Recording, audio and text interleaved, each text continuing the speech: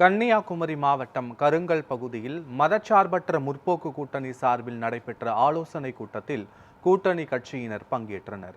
கன்னியாகுமரி மாவட்டம் கிள்ளியூர் தொகுதிக்குட்பட்ட மதச்சார்பற்ற முற்போக்கு கூட்டணி வேட்பாளராக தமிழக காங்கிரஸ் கமிட்டியின் சட்டப்பேரவை குழு தலைவரும் எம்எல்ஏவுமான ராஜேஷ்குமார் அறிவிக்கப்பட்டுள்ளார். இந்த நிலையில் கருங்கல் பகுதியில் அமைக்கப்பட்டுள்ள கிள்ளியூர் தலைமை தேர்தல் அலுவலகத்தில் தேர்தல் முன் ஏற்பாடுகள் குறித்து ஆலோசனை கூட்டம் நடைபெற்றது.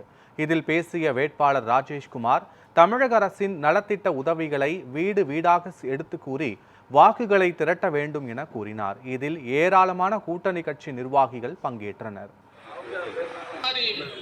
பணியாற்றணும் எப்படி நம்ம எம்எல்ஏ நம்ம இந்த முறை ஒரு கோஆர்டினேஷன் கமிட்டி கூட அப்ப அந்த 5 பூத் கோஆர்டினேட் பண்ணக்கூடியவங்க